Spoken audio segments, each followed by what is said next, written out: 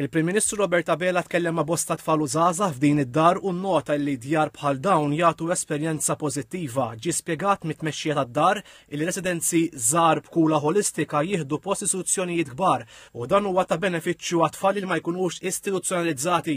Intqali minn dawn id-djar kien hemm stejjer ta' suċċess ta' tfal li komplew bil-vjaġġ edukattiv tagħhom anke ħadu opportunitajiet tajbin ta' xogħol. It-tmexxija tad-dar spjegat li dawn it-tfal isir ħafna investiment f'edukazzjoni u fis-saħħa kif ukoll xogħol professjonali li tejjeb il-kwalità tal-ħajja.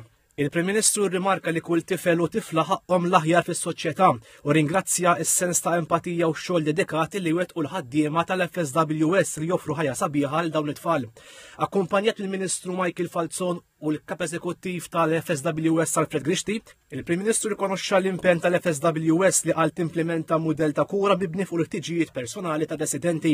Innota l-investiment tal-FSWS sabiex toffri din it-tip ta' kura personalizzata li sena l-oħra qabżet il-560,000 euro.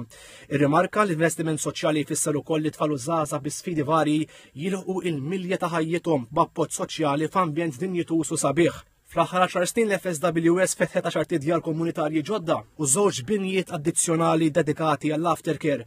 Ġie spjegati li l-investiment f'dawn il-faċilitajiet qed iħalli r-riżultati meħtieġa fosthom fit-tnaqqis tal-assentejiżmu fl-iskejjel u fil-ħarsien tas-saħħa mentali.